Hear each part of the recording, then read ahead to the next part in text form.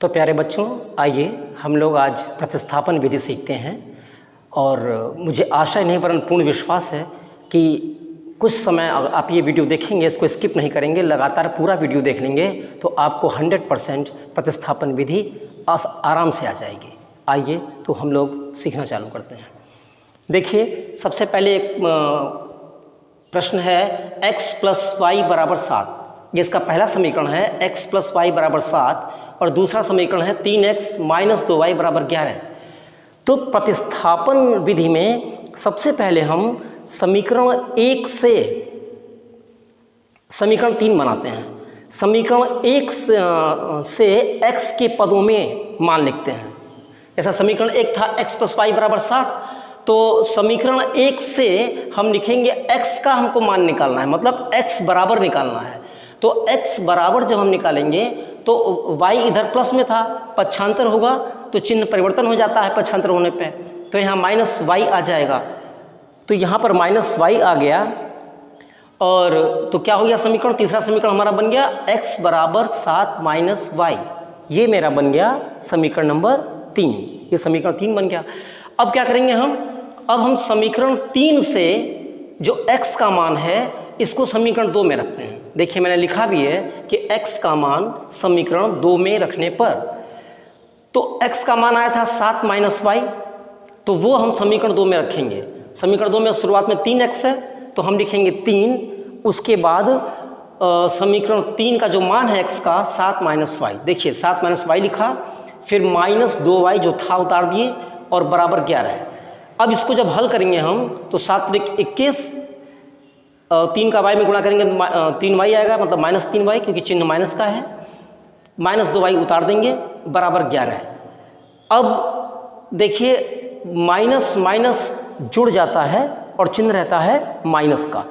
प्यारे बच्चों, अगर आप लोगों को प्लस माइनस साइन रूल ना आते हो, मतलब जोड़ घटाने का नियम ना आता हो, चिन्हों का नियम, तो आप मेरे ही Pankaj Dubey sir classes channel पर एक वीडियो मैंने इस पर भी डाल रखा है, आप लोग उसको देख सकते हैं और चिन्हों के बारे में अच्छी तरह सीख सकते हैं।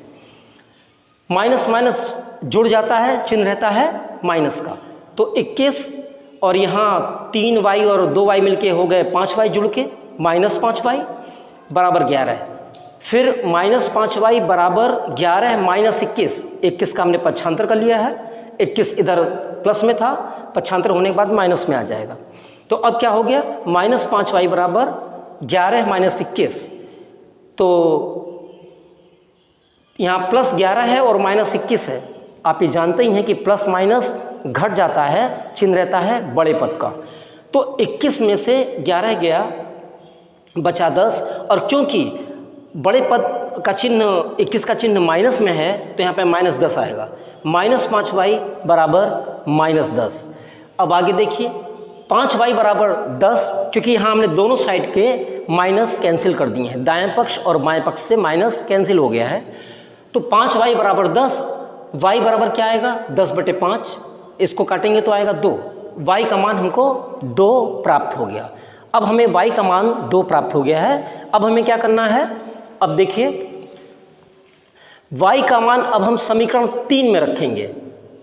समीकरण 3 जो यहाँ समीकरण 3 था, अब हम y का मान समीकरण 3 में रखेंगे। तो समीकरण 3 था हमारा x = 7 - y, तो x = 7 माइनस y का जो मान आया है 2, वो हमने यहाँ रख दिया है। तो 7 में से 2 जाएगा तो बचेगा 5, तो x बराबर कितना आ गया, 5 आ गया। अतः x बराबर 5 और y बराबर 2, यही आपका आंसर है।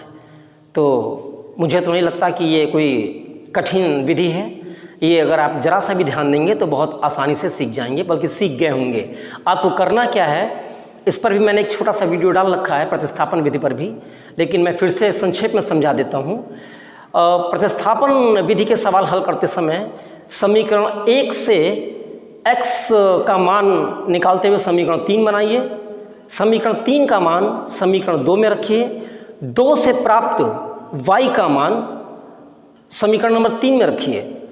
3 से जो x का मान प्राप्त होगा वो x का मान होगा, और y का मान आप पहले ही मालूम कर चुके हैं। तो इस प्रकार आपको x और y दोनों के मान ज्ञात हो जाएंगे। प्यारे बच्चों, मैंने ये जो प्रश्न हल किया है इसके लास्ट में मैंने अपना व्हाट्सएप मोबाइल नंबर भी दे रखा है। देखिए मोबाइल नंबर लिखा है 8573 92 98 68।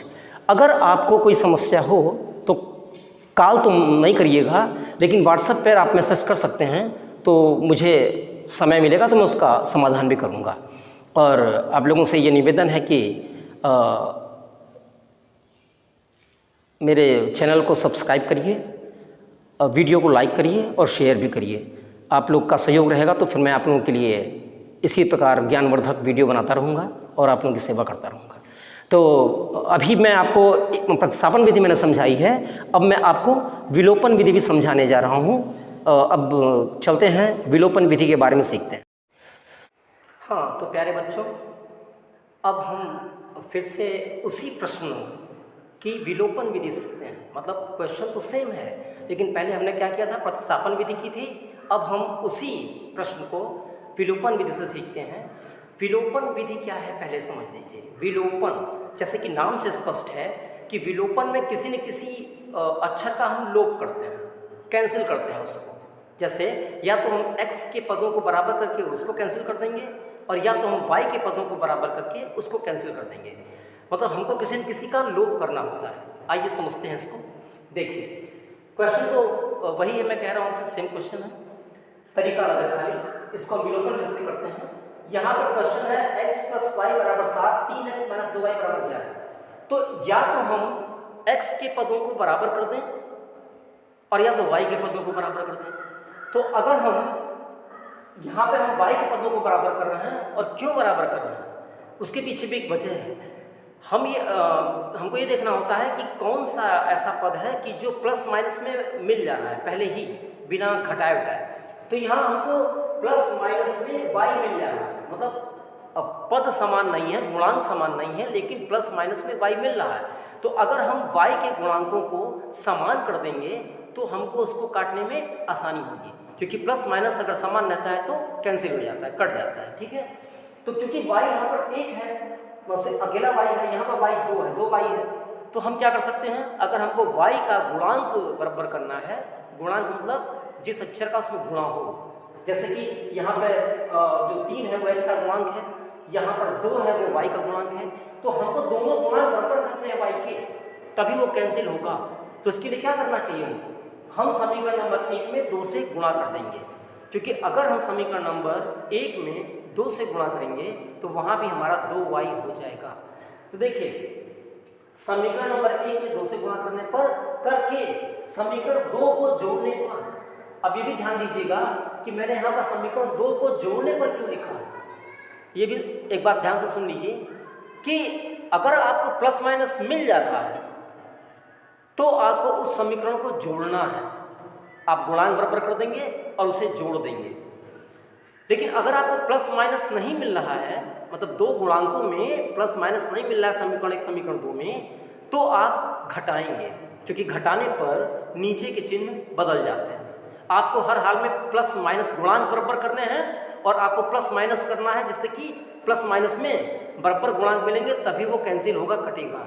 तो देखिए यहाँ पर जोड़ने पर मैंने क्यों लिखा है, क्योंकि यहाँ पर प्लस और माइनस मिल रहा है, तो जब जोड़ेंगे तो चिन्ह बदलेगा नहीं, प्लस माइनस से कैंसिल हो जाएगा इजीली। अब देखिए तो हमने सबसे पहले समीकरण 1 में 2 से गुणा किया, तो यहाँ x था 2x हो गया, y था 2y हो गया, 7 था 14 हो गया। और एक बात ध्यान दीजिएगा, जब भी हम किसी भी अंक से गुणा करते हैं किसी समीकरण में, तो उसके दाएं पक्ष और बाएं पक्ष दोनों में करते हैं, मतलब पूरे समीकरण में गुणा होता है। तो 2x + 2y = 14 हो गया गुणा करने पर, और पहले से समीकरण नंबर 2 यहाँ 3x - 2y = 11 दिया हुआ था। अब हम इन दोनों को जोड़ते हैं, तो जब जोड़ेंगे तो 3x और 2x = 5x हो जाएगा। इनको जोड़ने पर 5x आ गया, और ये प्लस माइनस कैंसिल हो गया, क्योंकि प्लस y 2y था और माइनस 2y है। तो अगर प्लस माइनस में है और समान है तो वो कैंसिल हो जाएगा। उसके बाद 14 और 11 जोड़ने पर 25 हो गया, 5x = 25, x = 25/5 = 5। ये x का मान कितना आ गया, 5 आ गया। अब देखिए, अब हम x का मान समीकरण नंबर 1 में रखते हैं।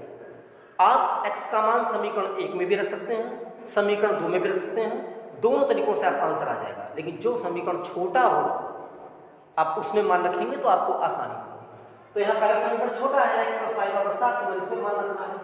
तो देखिए अब x की जगह हमने क्या रखा है 5, क्योंकि x का मान 5 था, प्लस y = 7 था, मैंने वही प्लस y = 7 उतार दिया। y = 7 - 5, क्योंकि हमने 5 का पक्षांतर किया है, पक्षांतर करने पर चिन्ह बदल जाता है, तो -5 आ गया। y = 2, यही x और y के आंसर है, x = 5 और y = 2। आपको ऐसे ही करना है, मतलब ये कोई मुश्किल तरीका तो है नहीं, और उम्मीद करता हूँ कि आपको आ भी गया होगा। और अब इसी के साथ इस वीडियो का समापन करते हैं।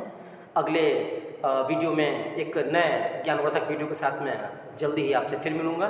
तब तक के लिए जय हिंद, जय भारत।